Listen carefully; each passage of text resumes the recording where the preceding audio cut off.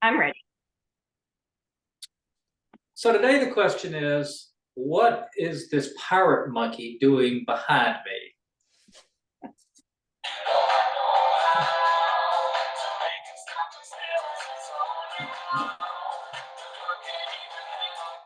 So we'll stop the pirate monkey. So the little bit, the backstory on the pirate monkey is, Diana, you want to tell the listeners how we got to the pirate monkey and who we are? Well, welcome to Reality Coaching for Writers. I'm Diana Flegel, my co-host Eddie Jones, and we are all about helping writers with no fluff, just the real stuff. The real stuff. And the pirate monkey, well, my co-host and friend and Eddie is the pirate preacher. So I had this sock monkey that has a peg leg, and I had been hanging on to it. Somebody gifted it to me as my family as a joke because I liked sock monkeys. And I had the little chair from Haiti. And so one day when I was downsizing, I packed him up and sent him off to the pirate preacher. So there he is to inspire Eddie as he writes pirate stories for middle grade readers. Yep. So what happened to the audience, so you'll understand. So the pirate monkey sits on the corner of my desk over here, and my granddaughter Selma will come in, and she loves to squeeze the pirate monkey's hand and make him start singing, and then she gets him up and he starts dancing. So for Selma, the pirate monkey is just a blast. Like, that's the favorite thing for Selma to come into my office and get the pirate monkey going. She'll go on and on with the pirate monkey, to the point where you just hate hearing the pirate monkey.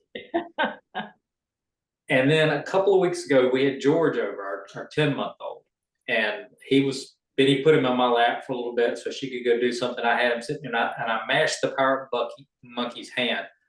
George freaked out. I mean, his lips started quivering, tears started coming down. He just bawled. He started screaming. He looks at the pirate monkey and he's going, ah! So I cut him off real quick.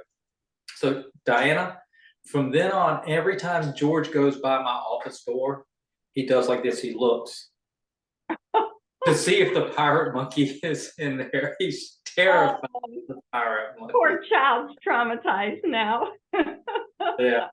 This has nothing to do with today's episode, but I thought I'd introduce the pirate monkey because it is kind of a lighthearted week, maybe leading up. A lot of people are off work this week and maybe not as focused on work as they normally are. But today the question really is, how do you begin a story? And what I just did is maybe an example of how you begin a story. You can start with a bang, but it's how do you begin a scene? How do you begin a story in such a way that it invites the readers into the story itself? So we're going to talk about the magic paragraph. And if you're not familiar with magic paragraph, it actually comes from a book called I love this title, by the way, The Complete Idiot's Guide to Writing Christian Fiction.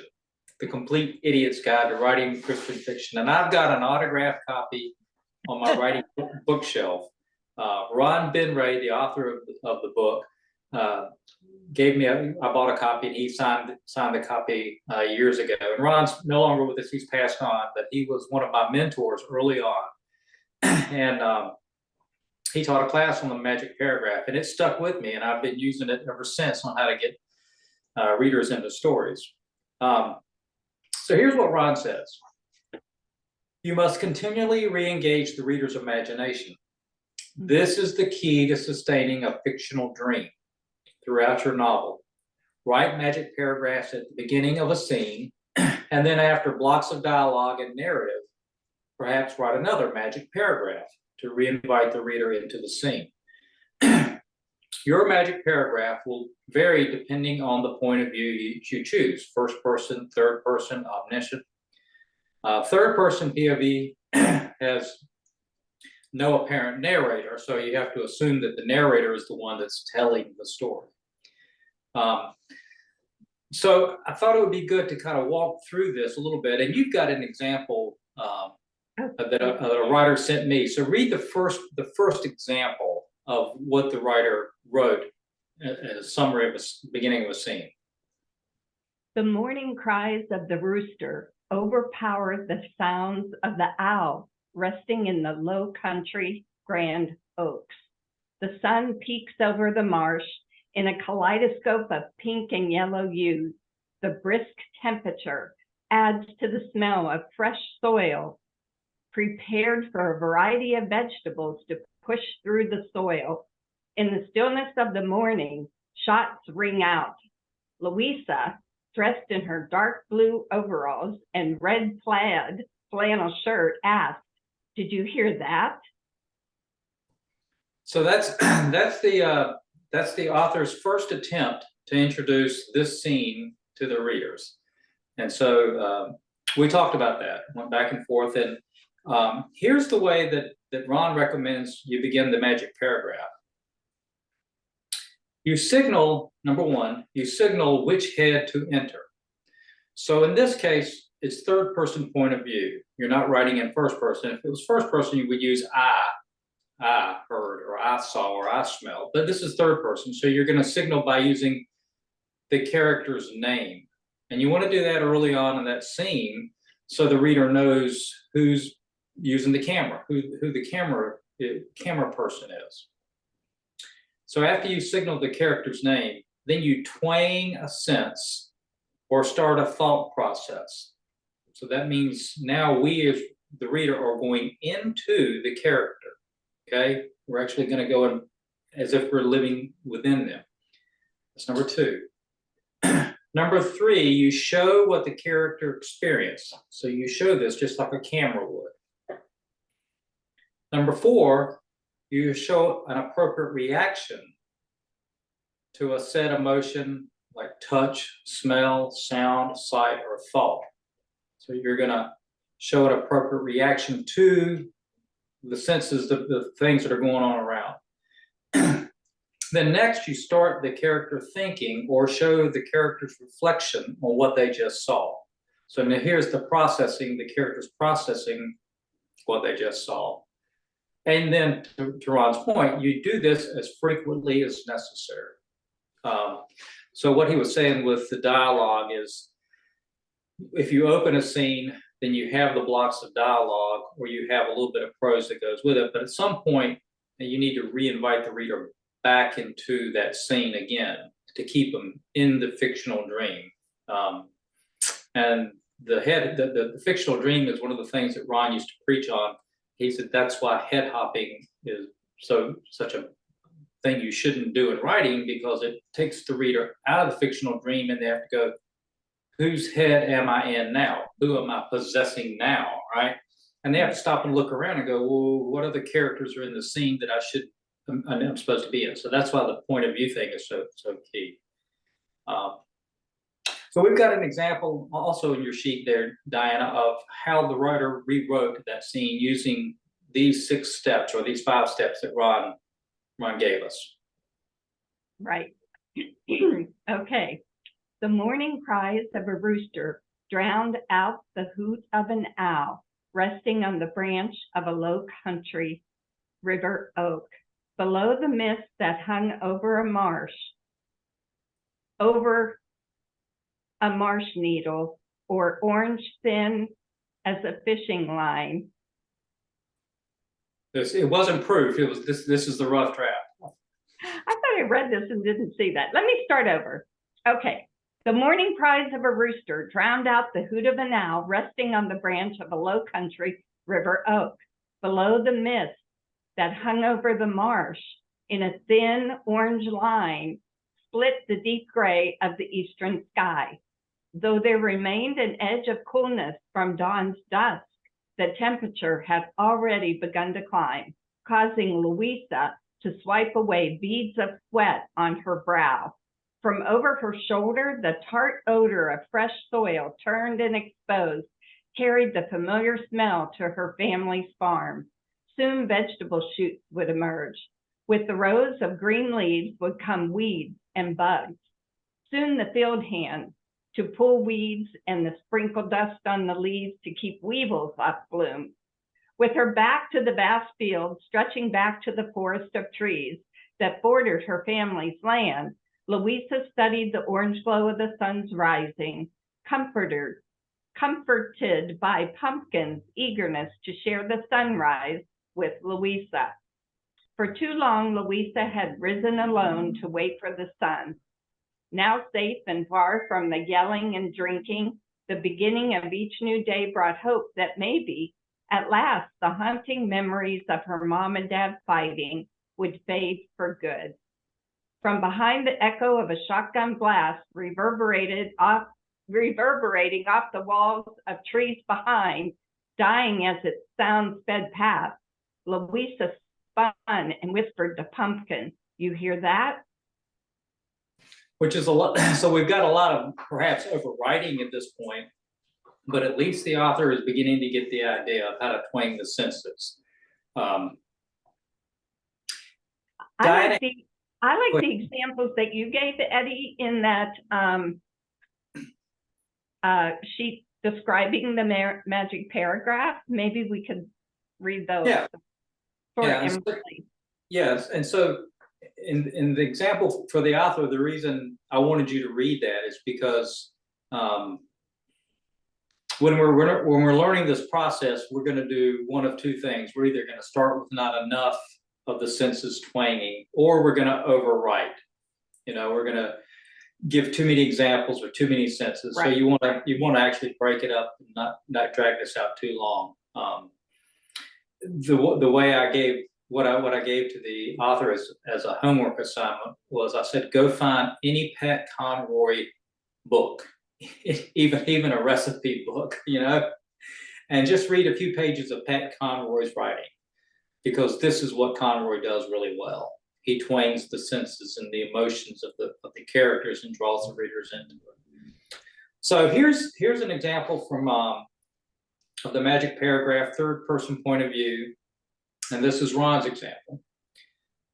Kate steered her Miata over the Wright Memorial Bridge and joined the stream of tourists and locals motoring south through Nag's Head. With the top down and the sun warmed on her face, she leaned into the sea breeze and inhaled the salty air with the eagerness of a dog leaning out a window. Kate found herself drumming her fingers on the steering wheel to a Zac Brown song. Kate wished she'd remembered to bring her bathing suit, but in the stress of packing, she'd forgotten to open that drawer. Not that it matters. I'm not going to be here long enough to use it. And I don't know if that was Ron's or not. And here's the other one from Ron. So this is first person point of view. So the first one was third, this is first person. I double parked my red sports car with its engine running, a half a block from the police headquarters official vehicle lot. I didn't know what kind of car Riley would be driving, but I had a good view of the exit through the Miata's squat windshield. A few minutes later, an unmarked blue sedan nosed into the street. The sky was still light enough for me to spy Riley at the wheel. I shifted into gear and slipped into the flow of traffic behind him. With luck, he wouldn't recognize me, though I didn't much care if he did, the arrogant clod. So that's Ron's third person example. The other one was a first person. I like the second much better because it put us in the action, and the first one example you read was a lot of telling versus showing, I thought, too. So explain to the listeners what you're talking about. How does that differentiate? Well, in the first paragraph Eddie read, Kate did this, Kate said that, Kate, and just kind of telling us her actions. Whereas in the second example, we witnessed it like as if we're watching her. Instead of being told, we're being shown. And it's the skill that movie makers use when they set a scene for a viewer. And really great novels are definitely novels that you feel like you're watching a movie with the way they set the scene. Like you said, they twang the scene. You envision, you smell, and you can almost, feel the tension in Kate's body as she's in this police, right off, not far from the police station in this parking lot, watching for this other vehicle that she wants to then follow. So it's that showing that really brings the reader in, and it is a more magical paragraph than just telling us something. Right, and so so this again, it's a little bit easier. I think it's easier to write first person point of view and keep it in the magic paragraph. So let's try this a little bit differently then. Let's just call our character Kate, because I'm not sure in Ron's example whether third person whether we've got a name. So let's just say Kate double parked her red sports car with its engine running a half a block from the police headquarters official vehicle lot. She didn't know what kind of car Riley would be driving, but she had a good view of the exit through the Miata's squat windshield. A few minutes later, an unmarked blue sedan nosed into the street. The sky was still light enough for her to spy Riley at the wheel. She shifted into gear and slipped into the flow of traffic behind him. With luck, he wouldn't recognize her, though she didn't much care if he did, the arrogant clod.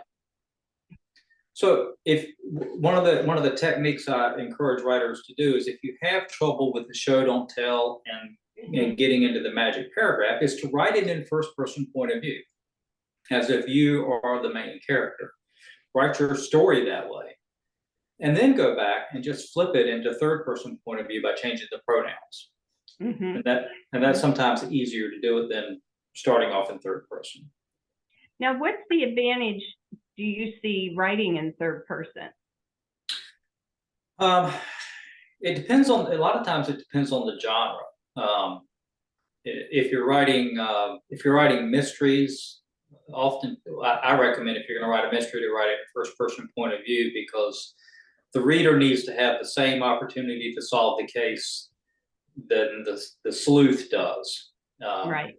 And if you write it in third person point of view, then oftentimes the readers have more of an advantage to solve the case because they see more than the sleuth can see, right? Right. So That's it's just true. Yeah. It's just a way of solving the puzzle in equal times. Because when you write a mystery, one of the things you're trying to do is, it's a race between the writer and the reader as to who's going to solve the mystery first. And if you write a mystery well enough, then the reader never knows who the killer is, but the sleuth figures it out first, and the reader's always disappointed they couldn't figure it out. If they have all the clues and didn't get it right, they go, I should have gotten that. Yeah, I should have gotten that one. And that's actually a victory for the writer. So that's mystery. So what you're saying first person, when it's written in first person, then the reader and the main character are looking through the same camera lens. Is that correct? Okay. Yeah, and they both only get the same amount of information at the same time. Neither one of the reader or the writer has any more information than the other one. So it's a fair contest. So that's one of those weird odd times when you almost need to write first person mystery. Anything else you can write it in third person, because it expands the breadth of the story. Suspense and thrillers work really good in third person because the readers know things about the bad guy, the motives of the bad person. The bad person is behind the curtain, and the main character doesn't know that they're behind the curtain. So that adds suspense. So that's a great time to write in third person. You want to get into the head of your antagonist. It's hard to get into the head of anybody else when you're writing in first person, right? Right. So if you've got a strong, that you just made me think of like a really good thriller film. We're yelling, we're screaming at the TV or the movie screen, no, don't go in there, because we know who's waiting in there for that person. Yeah, that's good. So right. Romance, you're gonna, if it's a true romance like a Hallmark, it's got to be written in third person because you got multiple characters. You got him and her, and you got friends. Fantasy, it's hard to write fantasy in first person because you're building a whole world and you've got to have multiple people in whole worlds. Yes, so omniscient viewpoint. Since we're talking about viewpoints, let's mention omniscient viewpoint. So would fantasy lend itself best to omniscience? I think so. We've talked a little bit about this in the past, how in the Christian genre, you're not supposed to use omniscient because it's the view of God, but that's what God did in Genesis. This is why I always, first genre was fantasy, because he was building worlds. And so, yeah, I think fantasy works really well from an omniscient point of view. Ron points out that writing omniscient point of view, though, is really difficult to do well.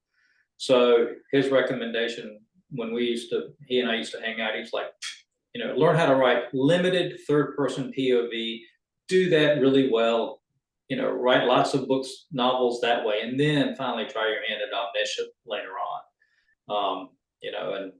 And I would, if you're going to do that, I would recommend following that process. Write it as third person POV, and then come back after you've got the whole book done with each character's limited third person point of view. Mm-hmm.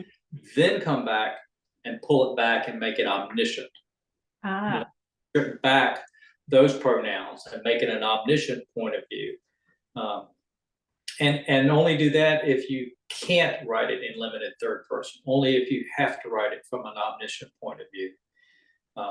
If you think about our lives as Christians here, we believe there is a God and mm-hmm. He's sovereign. Sometimes we complain, why doesn't he do something, right? He's the author, so come down here and write a scene where we get out of this mess, right? Yeah, right.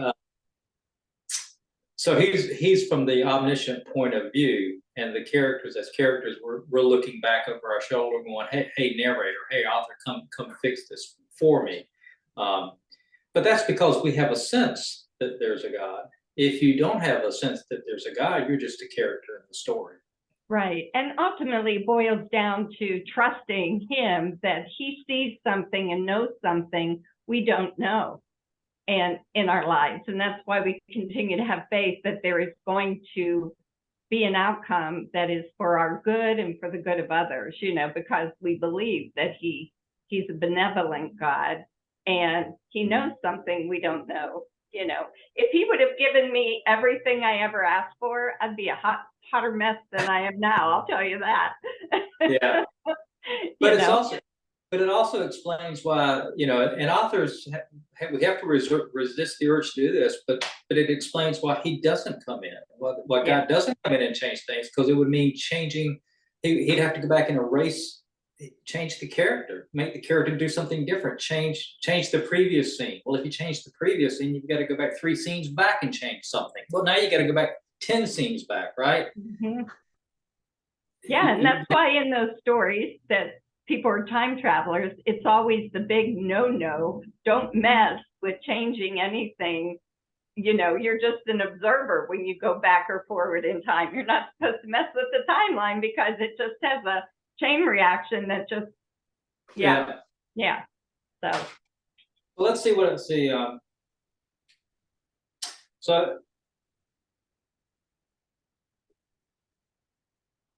so the last thing Ron has on his list, he says start the character thinking and reflecting on what they just saw, and then repeat this as frequently as necessary.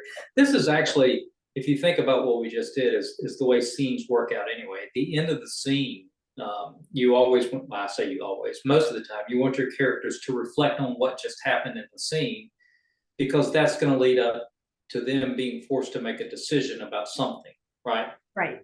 You've put them in a tough situation. They're looking around going, how do I get out of this? That's a thought process. That's reflecting. Well, I could do this, I could do that. That's a thinking process. And then you give them just 2 choices to pick, and then they have to pick one or the other. And that's the end of that scene. You move on from there.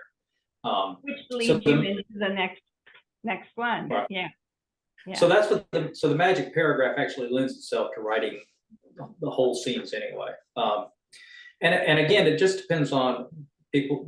One of my clients asked me, how often do we need to, introduce the magic paragraph? And my recommendation is, again, if you do this well, you don't have to do the whole magic paragraph every time. You can just drop in a twang enough senses between some dialogue, and they're there are 5 senses. So as long as you're hitting one of those 5 between some dialogue, you're keeping the reader engaged. The way I coached my client on this, because it was a little bit of a pushback of whether or not they could do this. I recommended, I said, go find a chair someplace that you're comfortable, one of your happy places. For you, maybe go sitting on the beach, right? And close your eyes, someplace you're comfortable, and, close your eyes and think of someplace where you've been that was really meaningful to you, that it created a memory for you. And begin to think of what you heard, what you smelled, the taste that you may have had, what you observed, the way your skin felt. For me, it's easy for me to hear the slapping of a halyard on an aluminum mast. That tap, tap, tap, tap, tap when the wind is consistent, right? It's easy for me to know what it's like to sit there with a little bit of sweat running down this crease in my nose, right? Just a little bit, and having to finger that a little bit, right? Just to do that one little thing. To hear the low hum of traffic going by the front waterfront as tourists come through on a Saturday afternoon. Those kind of things. Really what it comes down to is taking the time to get alone somewhere and get into that environment, and just meditate on that. And then you make a few notes when you come out of that, not meditation like seance, but when you come out, just make some notes, and then you weave that into a paragraph, and you've got the reader. You've hooked them. Right. Yeah, I like that. That's good advice. I just checked, and Amazon is still carrying Ron Benway's book. It's $6.30 right now for a paperback. Yeah. And he and his wife Janet were 2 of my favorite writers, and they were Heartline clients when they wrote their mystery series and a lot of their books. And so I had access to them and really loved those stories, and still they're my favorites. I go back to them, and I noticed it was interesting because Amazon popped one up in my feed and recommended it to me recently. And I was like, Ron, do you see this? Because he's gone on to be with the Lord, although Janet is still here. And so I thought that was pretty awesome. And it's just something that we constantly, Eddie, are reminding our readers and listeners about, our coaching clients about, is that what you write will live on beyond you. Absolutely. Everything Ron and Janet wrote is still out there, and it doesn't go away. So we had, did we have a winner from last week's homework assignment? We did. And it's a Christmas memory written by Sarah Hampshire. And I'm going to read it real quick as we close. Sure. Dear Santa, and this is December 28th, 1959. Thank you for the doll. I love her very much. She comes all the way up to my knees. I named her Lois Elizabeth, but I'll call her Loppy for short. Did you miss me last year? Mama was in the hospital, but she came home in time for Christmas. Carolyn and I got leather loop boots she made for us in something called therapy. They smell so good, but I have to suck in to buckle mine because I grew. Do you have that problem with your belt, Santa? We had a fun time in the city last week, all dressed up like on Sundays. Mommy even let us wear our fur hats and matching muffs. I didn't want to ride with those 2 pipsqueak boys that they brought along because boys have cooties. But Mama said, nope, we need to take them with us, and I don't want to hear one more word about it. So we rode all smushed in the car like a sandwich. When we drove through the Holland Tunnel, my sister and I told Dave and Dan we owned it because that was our grandpa's name. we had our fingers crossed too. They said, oh, that's all. Maybe they thought we had cooties too.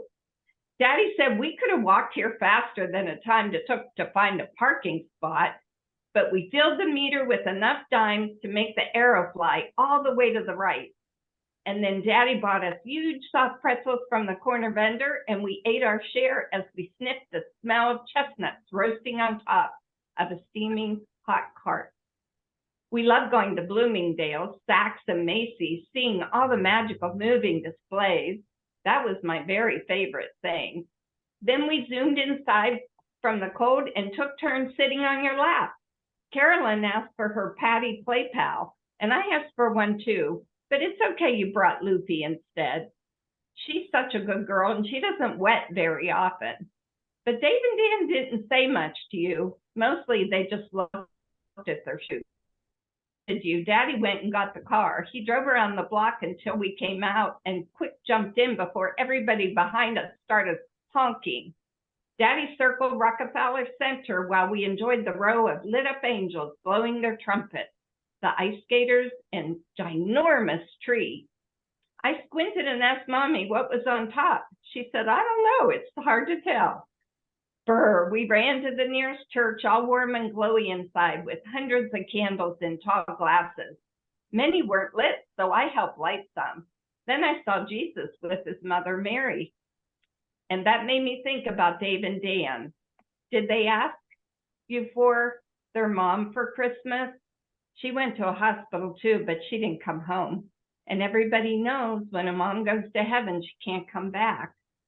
So don't be sad you couldn't give them what they wanted. Nobody could, not even Jesus. Our wonderful time ended. We yacked all the way home. Then Daddy dropped us off first and we waved goodbye to the boys and they waved back.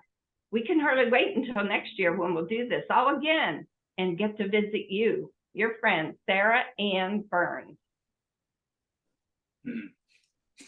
That is awesome.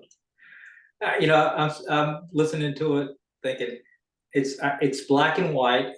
It's probably got Jimmy Stewart is playing the part of the dad in the car. That was great. That was great. Good job, Sarah. Yeah, very good job, and thank you, Sarah. And anybody else that does have a story and wants to share it with us, we have our writerscoach.us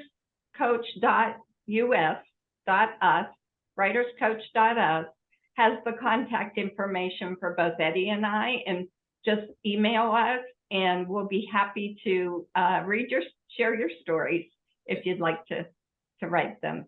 But we really want to know if you've decided to give a story as a gift this Christmas, if you were inspired by last week's program, and just let us know if you did that.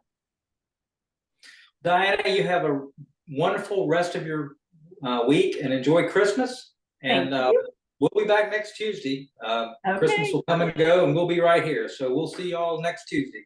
Yep. Merry Christmas, everyone. Bye-bye.